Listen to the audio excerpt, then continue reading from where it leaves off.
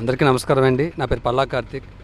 ఈరోజు ఆగస్ట్ 17న మన విశాఖపట్నం ఎయిర్పోర్ట్ అనేది భోగాపురం షిఫ్ట్ అని చాలా బాధాకరమండి.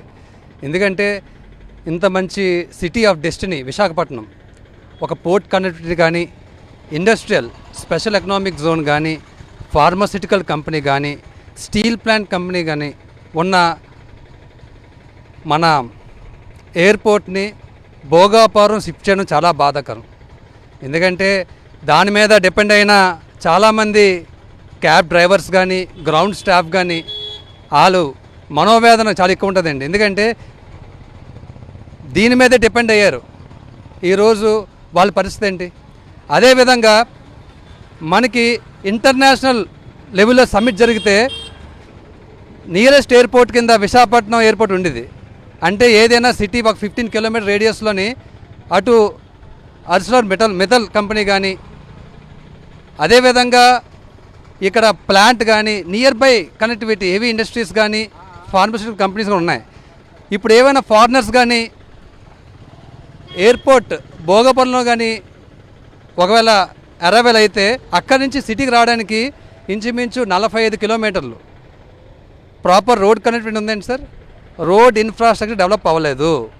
ఎందుకంటే మనకి విశాలాక్షి నగర్ నుంచి మధురవాడ చూసుకొని వయా అనంతపురం వెళ్ళే ఎయిర్పోర్ట్ కొన్న రోడ్డు వైండింగ్ జరగలేదు.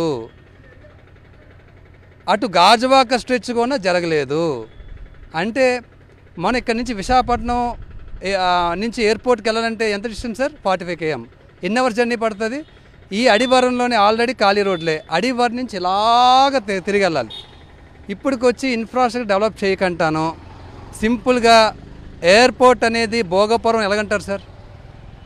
సో ఈ గవర్నమెంట్, కూటమి గవర్నమెంట్గా ఉన్న డొమెస్టిక్ ఎయిర్పోర్ట్ గాజువాకలోని శిలానగర్లో వదిలేస్తే బెటర్ అండి. ఎందుకంటే ఇంటర్నేషనల్ లెవెల్లో భోగాపురం మనకి అయినా సరే లోకల్గా చూసుకుంటే మనకి విశాఖపట్నం అనేది డొమెస్టిక్ అరైవల్స్కి చాలా ప్రాపర్గా ఉంటుందండి.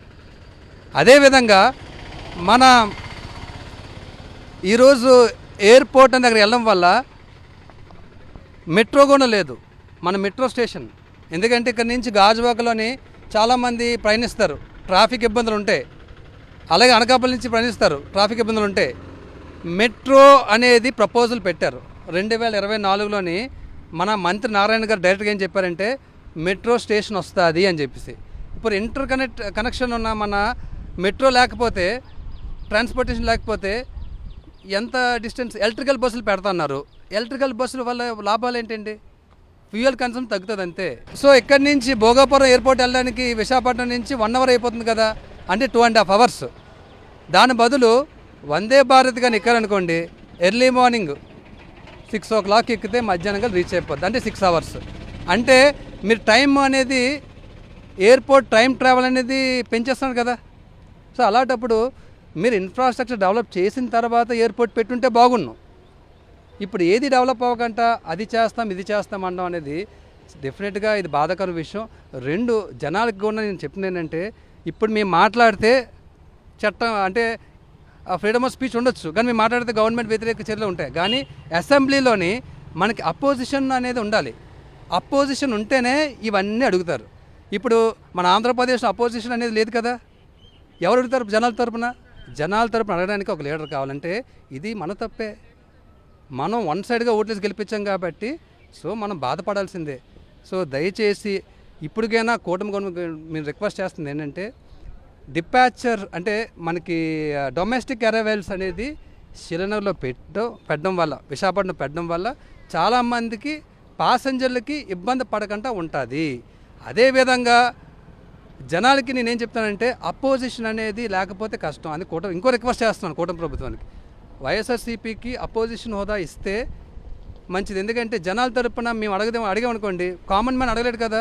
ఓన్లీ చట్టబద్ధమైన అసెంబ్లీలో అడగలరు. కాబట్టి విశాఖపట్నం ప్రజల తరపున నేను రిక్వెస్ట్ చేసుకుని ఏంటంటే, రాబోయే రోజుల్లోని ఇది అరికట్టండి. మరి ఎయిర్ లిఫ్ట్ ఇప్పుడు ఏమైనా మనకి హెవీ ఇండస్ట్రీస్ ఉన్నాయండి. ఇక్కడ ఎవరికైనా యాక్సిడెంట్ కావచ్చు, లేదంటే మనకి స్టీల్ ప్లాంట్ లాంటి దీంట్లోనే చాలా చూసారు. మన లేటెస్ట్గా లిక్విడ్ స్టీల్ పడడం వల్ల స్పిల్అవుట్ అయిన వాళ్ళు చాలామంది కార్మికులు ఇబ్బంది పడ్డారు. ఎయిర్ లిఫ్ట్ చేయాలంటే చాలా కష్టమండి. సో అది ఎందుకంటే 65 కిలోమీటర్ల దూరంలో ఎయిర్ లిఫ్ట్ ఏం చేస్తారు? సో అందుకని గవర్నమెంట్ ఏది ప్రపోజల్ పెట్టినా సరే జనాలకి ఎటువంటి ఇబ్బంది లేకుండా చర్యలు తీసుకొని పెట్టాలి. మేము ఏదో చెప్తే అవుతుంది అనుకోవడం అనేది కరెక్ట్ కాదు.